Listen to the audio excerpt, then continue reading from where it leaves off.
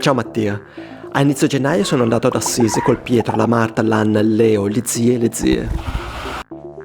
Visto che eravamo su due macchine diverse a circa mezz'ora di distanza, ogni tanto ci si sentiva al telefono. Pronto? Pronto? Ciao. Ciao. Siete svegli? Io no, cioè adesso sì. Dove siete? I bambini sono svegli. Dove siete? Dove siamo? Piacenza. Ogni tanto il Leo ci intratteneva con qualcuna delle sue. Papi, tu sei un polettone. Cos'è il polettino? No, io non so cos'è. Pronto?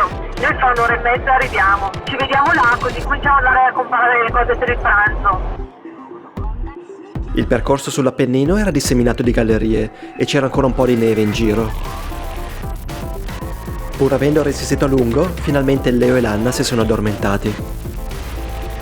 Dopo quasi 5 ore di viaggio e un'inversione a U, siamo arrivati a Valfabbrica, dove avevamo affittato l'alloggio. Abbiamo parcheggiato e siamo scesi, pronti a ritrovarci col Pietro e la Marta, che ci stavano aspettando alla finestra. La casa aveva un aspetto molto rustico ma accogliente. Purtroppo però era anche molto fredda, perché, a detta della padrona, le mura erano belle spesse. I bimbi, come al solito, si sono ambientati subito e hanno esplorato tutti gli angoli della casa. Tutto questo ha messo all'Anna uno strano appetito, il che ci ha ricordato che era ormai ora di pranzo. Quindi abbiamo mangiato dei panini al prosciutto e formaggio col pane del posto, che per tradizione non è per niente salato. Ti vuole una banana? Io no.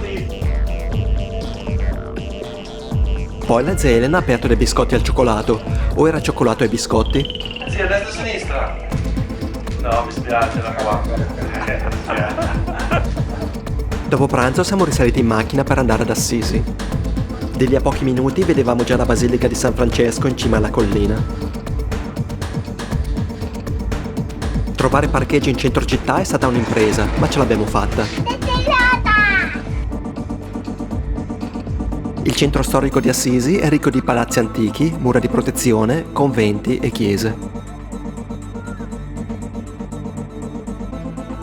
Abbiamo fatto i turisti solo per poco, visto che per il pomeriggio avevamo in programma di fare un salto al monastero delle Clarisse. Lì abbiamo potuto vedere e chiacchierare con Suor Giovanna, che pur vivendo in clausura da anni e anni è aggiornatissima sulle vite di tutti. Anche tu Tannino hai cambiato lavoro, vero? Tanto. Insomma, tra tutti si sono fatte un po' di chiacchiere e un po' di pettegolezzi. Chissà cosa pensavano la Marta e l'Anna a vedere queste suore dietro le grate della clausura. A un certo punto Pietro è stato persino fatto passare al di là della grata.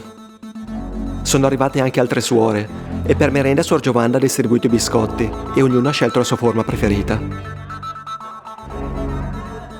Suor Chiara Maria ha rischiato più volte di rimanere sfigurata dall'Anna. Usciti dal monastero abbiamo continuato la passeggiata in centro. La temperatura era piuttosto mite, ma le bimbe erano belle coperte comunque. Ci siamo diretti verso la Basilica di San Francesco, di fronte alla quale, come per tradizione, c'era un grande presepe.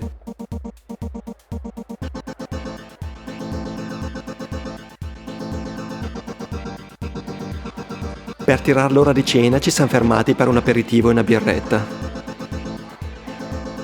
Poi siamo andati in pizzeria, dove c'erano Teresa e altri amici di Assisi.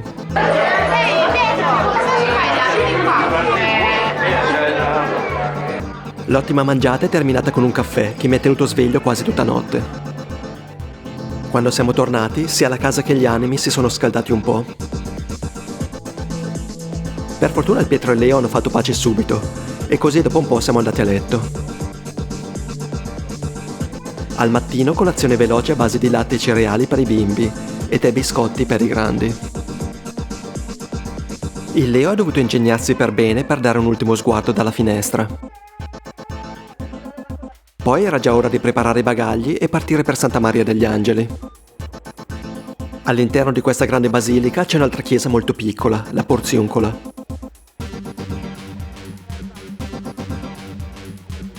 Nel piazzale di fuori abbiamo scritto le cartoline per la nonna e la Zafinta e hanno firmato proprio tutti. È così che prima di Poi abbiamo iniziato il viaggio di ritorno, ma ci siamo fermati quasi subito a San Giustino per pranzo. Il Leo e il Pietro si sono mangiati un gran bel piatto di gnocchi e poi hanno iniziato a disegnare sulle tovagliette di carta. Il menù conteneva diversi piatti a base di tartufo, tozzetto, strozzaprete alla norcina, ravioli e tagliatelle al tartufo. I dolci per fortuna erano senza tartufi. Infine ci siamo salutati e siamo ripartiti verso casa. L'Anna ha pianto per quasi tutto il tempo durante il ritorno. Con le giornate cortissime di inizio gennaio, per buona parte del viaggio eravamo rischiarati solo dai fari delle altre macchine e dalla luna piena, ma siamo arrivati senza problemi. Spero che questo racconto ti sia piaciuto e, mi raccomando,